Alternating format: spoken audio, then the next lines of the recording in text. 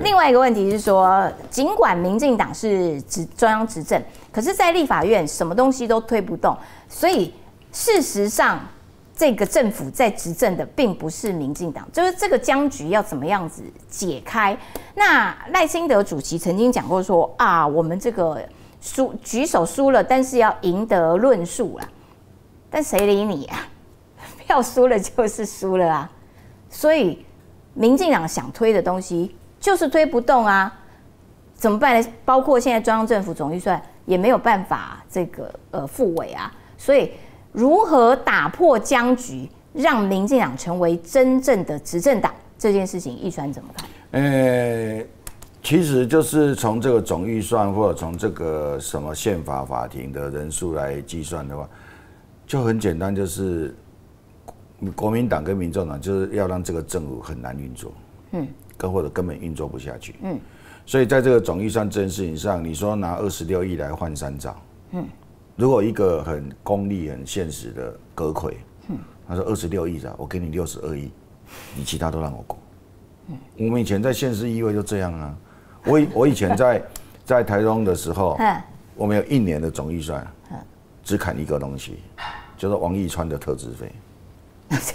就这样，大家是有多讨厌你？对，然后那个议长就协调说，川那里的特支费你就同意拿掉，今天就会过了，就这样。那最后就是大局为重哈，那就我那一年没有特支费，就一整年没有特支费，就是他们很讨厌我。那但是现在卓院长在讲的，这是一个就是说必须建立的制度嘛，就是说你去立了一个法，然后也没有裁员，然后。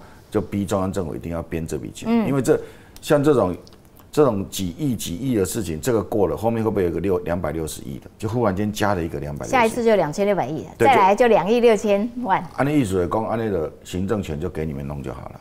好，那这个事情到底有没有违宪，有没有什么？那最后就是有一个宪法的法庭，先要去处理嘛。那他就干脆让你宪法法庭不能开啊。对啊，我的意思是说，人家就会打连环拳呐，他。总预算，然后有这个宪法法庭，然后还有这个罢免，就是说他会民进党推的任何东西都会被挡掉。那这件事情要怎么办？宪法法庭才是关键嘛，就让你这个大家对他有没有违宪这件事情无从解释，就无从解释，因为你不知道要去问谁。所以卓院长不是举一个例子说，最后找那个消保官嘛？对，吃点餐。对，那如果到最后那个老板说消保官没有用。我们不找消保官，消保官就根本就是没有用的职位，我们不找他，那就是跟这个宪法法庭，就你让你开不成一模一样。那所以有人在网络上讨论一件事情，他说，那以后通过了这个法，那行政院长可不可以不要附属？哦，立法案不是过了吗？那过不是要行政院要附属送给总统？那我不附属，这样有违宪吗？那你去解释。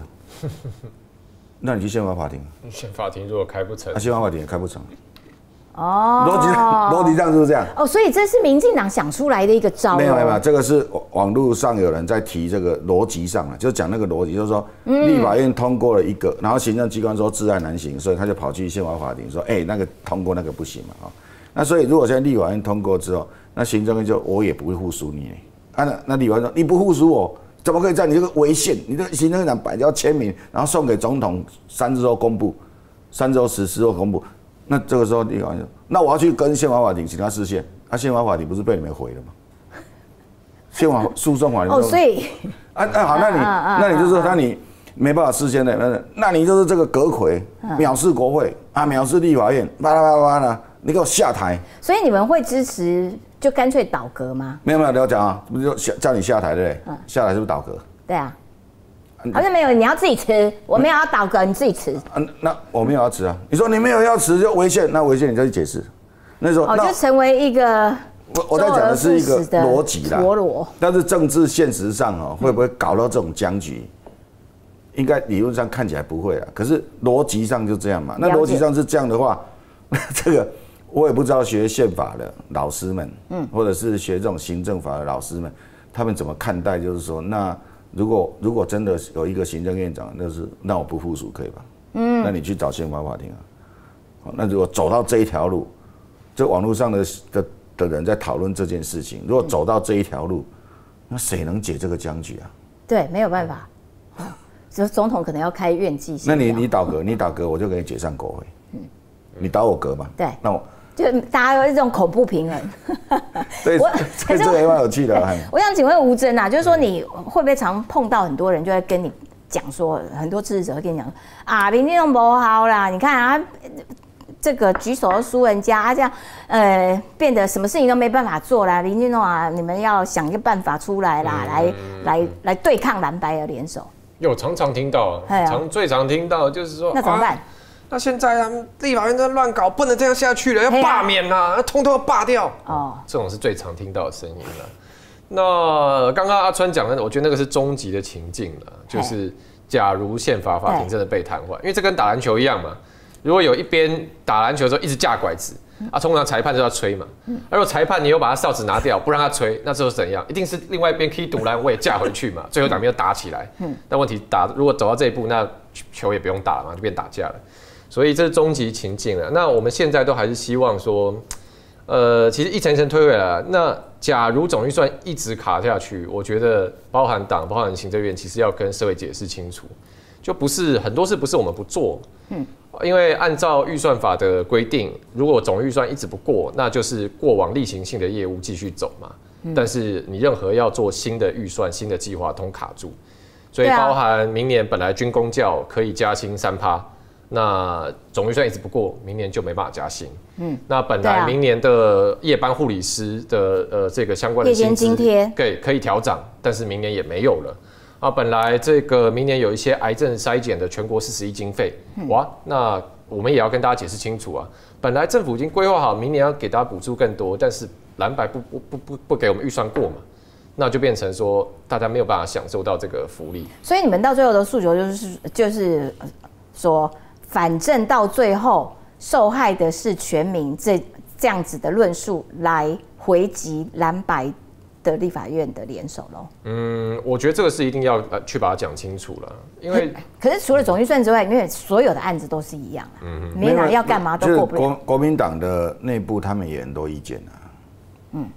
国民党，你说台北的立委没有什么感觉，那你那个中部的呢？中部这些立委呢，宽恒就很担忧他们的交通建设，他们的捷运嘛，对啊，然后铁路这个立体化嘛。那你说南投的立委彰化谢依凤，他谢依凤要选，可是他们也会有自己的应变方式，譬如说他们会去跟选民说啊，我们就会拼命争取民进党不给我们钱，那你的立法院就没有过啊，所以为什么经常会讲说啊，你国民党立委要到几级啊？你不能一手来要钱，一手又把它挡住。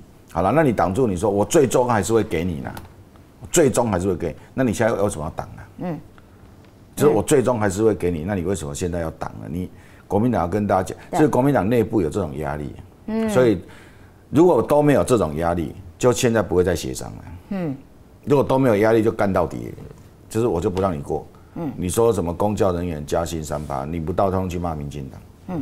所以到最后还是只能透过这种不断的解释的方式来让大家了解现在蓝白的关键就在韩国瑜啦。因为其实对，就是要韩国瑜要出来整合嘛，整合大家意见。韩院长也有召集朝野协商啊。其实立法院里面，就算是蓝营，我觉得那个内部的意见也会变化。像其实，例如说现在在炒原住民进法补偿这个事情好了，1公顷的原保地本来是补3万嘛，那高金素梅主张要补到6万嘛。那事实上行政院本来已经今年要编到补到4万，对，所以不是没有要给更多钱，已经给了，只是高金要更多。那现在行政院的在最近的协商啊，其实行政院说好，那大家都说协商要再各退一步，那我们再退一步啊。那如果因为行政院算裁员可以支撑的是大概就差不多1年是提3万提到4万，那如果立法院愿意把之前修的法案从6万改回4万，那今年行政院想办法从其他地方挤一些钱出来，变成4+2，对，变成今年有叫+2，好，那这样好不好？那我至少让你今年你回去还是可以跟你选民交代，风风光光的，哇，我今年帮大家争取的特别多，但之后就说，哎，我们实在没有办法常态性，所以今年我们筹地要提其他地方挤钱出来，好，但是之后还是回到1年4，这样好不好？那你看，其实这也是一个来回嘛。那其实就我们了解，其实很多国民党立委已经觉得说 OK 到这样 OK 了，反正我觉得你也行政也有给我们面子了，对，你有退让了，两边都各退一步了。对，在立法院我是大当家啊，你行政要听我的其实很多国民党立委觉得 OK 了，可是高金还卡住，所以现在这个事情又卡住。可是你觉得院长应该表现得更积极一点来处理这些朝野党团意见不同的？因为他讲这国民党的区域立委有压力嘛，所以你给韩院长打几分啊？他的表现？他现在还可以啊，他现在如果现在的状况应该还有70分呢。觉得还可以啦。但是就是现在的状况就是民众党嘛，因为民众党没有区域。那你给民众党8席立委打几分？38分。为什么是？为什么有一个尾巴？就是不到40分。不到40，死当。对，因为50还可以补考嘛。对。就是连40都不，因为他们没有区域立委，所以他们完全没有压力耶。就立法院每天这样无法被罢免，没有，就立法院没有进展，对他们完全没压力啊。可对国民党的区域立委来说，那个压力很大。他在地方上，你说新竹、苗栗的这些立委没有压力吗？他们压力也很大。他们原来答应的这些诉求啊，或者是争取的建设，行政院之前都答应的，可能今年要拨款了，要开始做，要发包了，现在全部停。好，我跟你讲，因为我们今天时间的关系，实际上最后的1分钟，最后有一个问题，关于柯文哲最近设的案子赖清德有没有任何相关的谈话过？就大家都在，因为民众党一直指说这民进党政治迫害。其实因为从柯文哲的案子开始，我们其实对发言人跟对我们来说，我们在上政论节目来说，我们当然听到党都对这件事情有没有要我们怎么样，或者是怎么样，对不对？那有没有？就是没有。赖清德从来没有，就是不会相关的。不知道我是不知道他是不知道还是什么，就是因为你知道我们中常会开会啊是没有秘密的。对。那一天我们2个主席讲说什么要庄重一点的这件事情，我们2个都还没离开会议室外面就知道了。记者就传来了，我说你们被骂了。